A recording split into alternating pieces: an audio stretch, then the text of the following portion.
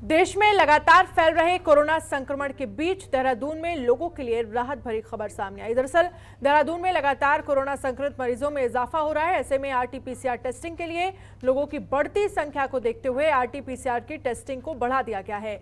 जिलाधिकारी आशीष श्रीवास्तव ने बताया कि अब प्रतिदिन 10,000 आरटीपीसीआर के टेस्ट किए जाएंगे। उन्होंने बताया कि और लैब को टेस्टिंग करने की अनुमति नहीं दे दी गई और लैब को टेस्टिंग करने की अनुमति भी दे दी गई है।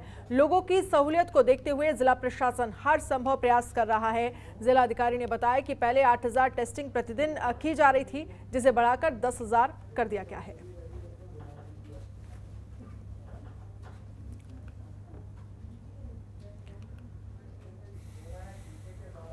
और लैब को जो है परमिशन दी है देहरादून में टेस्टिंग करने की। तो अभी तक जो हम 8,000 टेस्ट पर डे किया करते थे, वो अब लगभग 10,000 टेस्ट से ज़्यादा टेस्ट जो है वो पर डे यहाँ पर देहरादून में हुआ करेंगे। और वहीं उधम सिंह नगर में लगातार बढ़ रहे कोरोना संक्रमण के रोकथाम के लिए आरटीओ विभाग के कर्मचारियों ने भी जागरूक अभियान शुरू किया है। आरटीओ विभाग की इंटरसेप्टर वाहन सड़कों पर परिवहन नियमों का उल्लंघन करने का चालान काटने का काम करता है, लेकिन कोरोना संक्रमण को देखते हुए इंटरसेप्टर वाहन में पूरे जिले में घूम घूम कर आरटीओ विभाग के कर्मचारी सवारी वाहनों को रोककर उन्हें कोरोना संक्रमण के रोकथाम को लेकर मास्क पहनने, सवारियों को बैठाने में उचित दूरी रखने, साथ ही वाहनों को समय समय पर सैनिटाइज करने के बारे में समझाया जा रहा है। कोरोना के प्रति जागरूकता को लेकर आरटीओ कर्मियों ने खटीमा क्षेत्र की टेम्पो, ई रिक्शा, जीप, बस समेत सभी सवारी वाहनों में कोरोना संक्रमण रोकथाम के लिए पोस्टर भी चस्पा किए हैं। आरटीओ कर्मचारी के मुताबिक उनके विभाग द्वारा कोरोना के प्रति जागरूकता अभियान सवारी ढोने वाले वाहन चालकों के बीच चलाया जा रहा है, ताकि कोरोना संक्रमण पर लगाम लग सके।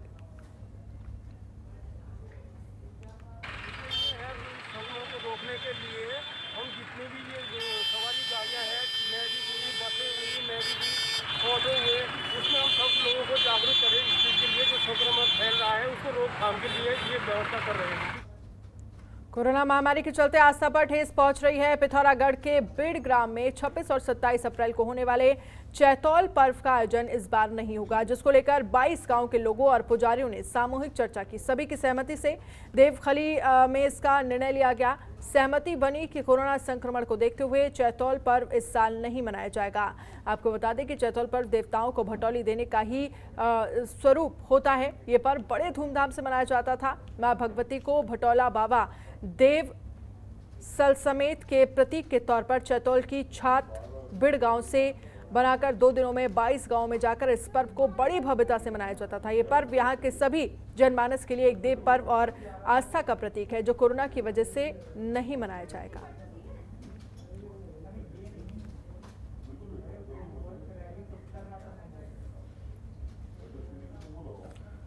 रुद्रप्रयाग में 11वें ज्योतिर्लिंग बाबा केदारनाथ धाम में पिछले 3 दिनों से लगातार बारिश और बर्फबारी हो रही है। बर्फबारी होने से केदारनाथ में चल रहे पुनर्निर्माण का कार्य भी प्रभावित हो रहा है। केदारनाथ धाम में प्रधानमंत्री के ड्रीम प्रोजेक्ट में शंकराचार्य समाधि स्थल, मंदाकिनी और सरस्वती नदी के किनारे लाइट लगाने का काम इस समय चल रहा था, लेकिन केदार धाम में मौसम बदलने के चलते काम करना मुश्किल हो गया है। लगातार बर्फबारी और बारिश से केदारनाथ का तापमान माइनस में चला गया है। इसके बाद भी वुडस्टोन कंपनी के 70 मजदूर हीटर के सहारे तीर्थ पुरोहितों के आवास बनाने में लगे हुए हैं। प्रशासन ने आगामी यात्रा को लेकर सभी विभागों को तैयारियों में जुटने के निर्देश दिए हैं, लेकिन केदारनाथ धाम का बदलता मौसम सभी कामों के बीच आ रहा है।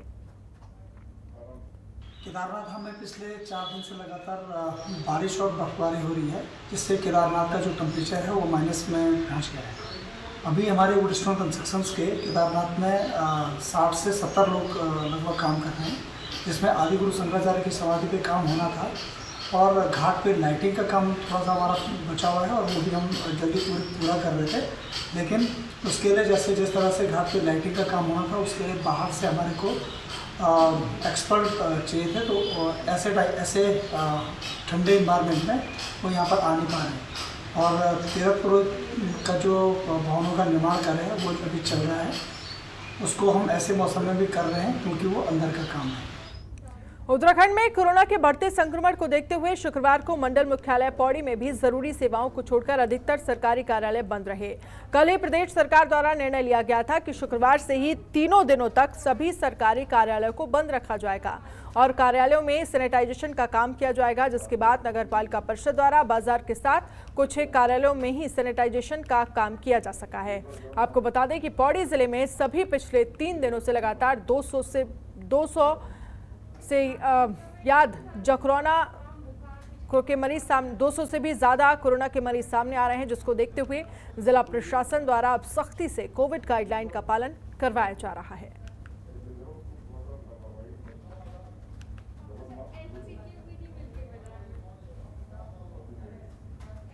और वहीं खटीमा में कोरोना की बढ़ती रफ्तार स्वास्थ्य विभाग के लिए चिंता का सबब बनती जा रही है। कोरोना कई इलाकों के साथ साथ सरकारी कार्यालयों में भी दस्तक देने लगा है।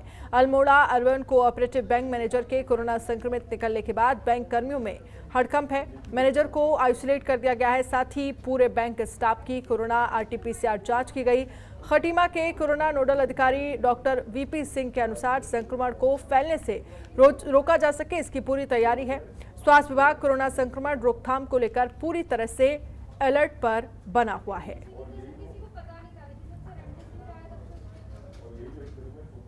कोऑपरेटिव बैंक में उनके जो प्रबंधक हैं, मैनेजर, वो पॉजिटिव निकल गए थे।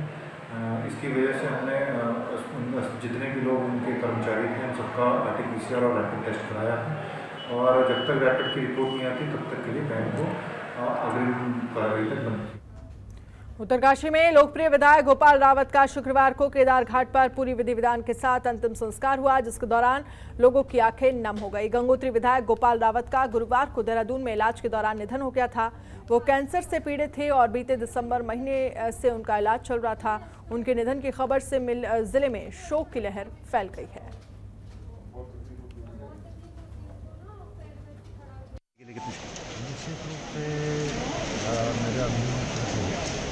हम दोनों लोग 2 बार विधायक भी रहे एक साथ, 2007 से 12 भी और 17 में भी। और विधायक जी का गाना जो है मैं समझता हूँ एक बहुत बड़ी शक्ति हमारे संगठन को, पार्टी से तो है ही, समाज को भी है और गंगोत्री विधानसभा क्षेत्र को भी। इस अवसर पर तो ज़्यादा मैं कहते हुए उनको, उनकी आत्मा को ईश्वर से प्रार्थना है कि शांति हो, परिजनों को बने रहे। और ये कह सकता हूँ कि एक शक्ति जो है बहुत बड़ी शक्ति है। टिहरी में एकता मंच की ओर से पेशावर कांड दिवस के मौके पर एक कार्यक्रम का आयोजन किया गया, जहां पूर्व सैनिकों का सम्मान किया गया। इस मौके पर मंच के कार्यकर्ताओं ने रोजगार समेत जिले के कई मुद्दों पर संघर्ष जारी रखने का संकल्प लिया। एकता मंच और कांग्रेस नेता आकाश कृशाली और नगर पालिका अध्यक्ष सीमा कृशाली ने नगर पालिका कॉन्फ्रेंस हॉल में पूर्व सैनिकों को शॉल उड़ाकर सम्मानित किया। इस मौके पर पालिका परिसर में स्थापित गांधी जी की मूर्ति पर माल्यार्पण भी किया गया। एकता मंच संयोजक आकाश कृशाली ने बताया कि ये कार्यक्रम तिबाड़ गांव में बड़े पैमाने पर होना था, मगर कोविड काल को देखते हुए इसे पालिका हॉल में ही करना पड़ा। उन्होंने कहा कि मंच ने पेशावर कांड के वीर सैनिकों को नमन करते हुए टिहरी संकल्प दिवस मनाने का फैसला लिया है।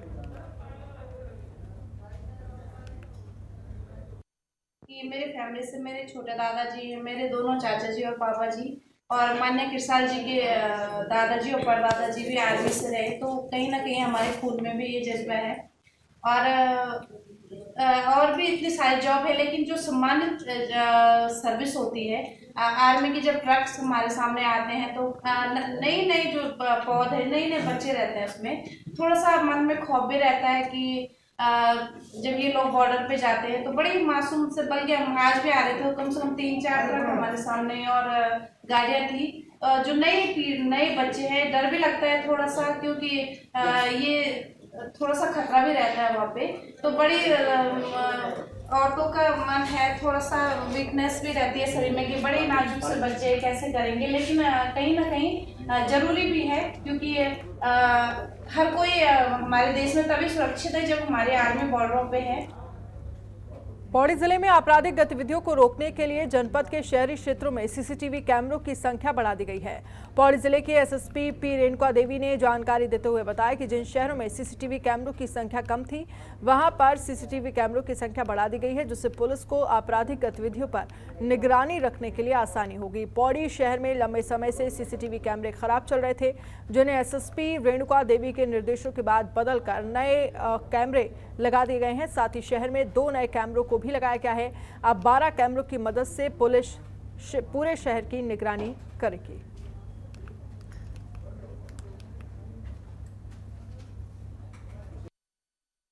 अभी पौड़ी जनपद में आपराधिक कोई भी अपराध होते हैं उसको वर्कआउट करने के लिए, अपराध को रोकने के लिए हमने सीसीटीवी को ज़्यादा संख्या बढ़ाने के लिए हमने सबको निर्देशित किया है।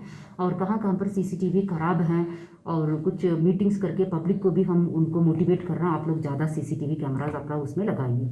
और इसी उसमें हमने अभी पौड़ी में पहले भी लगा था कैमराज, यहाँ पर 10 कैमराज था, वो बहुत ख़राब था, अभी सालों भर वो काम नहीं कर रहा था, उसको हमने सही किया, अभी नया कैमराज लगा दिया वहाँ पर।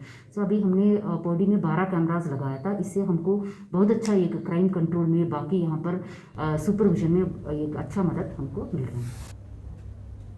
लगातार बारिश के चलते पौड़ी जिले में एक बार फिर से ठंड लौट आई है। अप्रैल महीने में भी जनवरी जैसी ठंड होने पर लोगों ने अपने गर्म कपड़े निकाल लिए हैं। लोगों का कहना है कि ऐसा पहली बार हो रहा है कि अप्रैल के महीने में इतनी ज़्यादा ठंड है। लगातार हो रही बारिश के चलते जहां एक और जंगलों की आग बुझी है, वहीं लोगों ने राहत की सांस ली है। आग लगने की घटनाओं से जो जल स्रोत सूख रहे थे वो भी अब बच जाएंगे। हालांकि बारिश और ओलावृष्टि से गेहूं की फसल और सेब की फसल को भारी नुकसान भी पहुंचा है।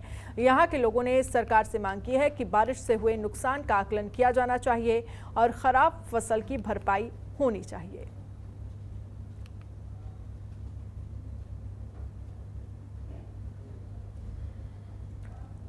तो बारिश ने से बुझी जंगलों की आग आप तस्वीरों में देख सकते हैं। पौड़ी में खराब फसलों की भरपाई की मांग किए जाने की यहाँ पर बात किसानों की तरफ से कही जा रही है।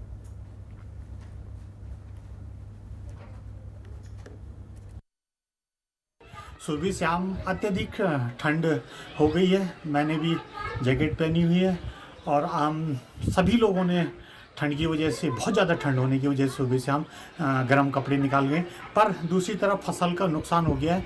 ओले पड़ने से गेहूं की फसल पूरी बर्बाद हो गई है। अब सरकार को सोचना चाहिए कि इस कोरोना काल में हर तरफ से मनुष्य परेशान, हर तरफ से व्यक्ति परेशान है, मनुष्य परेशान है। इस समस्या का भी सरकार को, उत्तराखंड सरकार को हल निकालना चाहिए।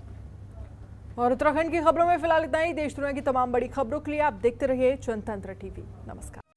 खबरों के निष्पक्ष विश्लेषण के लिए सब्सक्राइब करें Janatantra TV and press the bell icon. Never miss any update.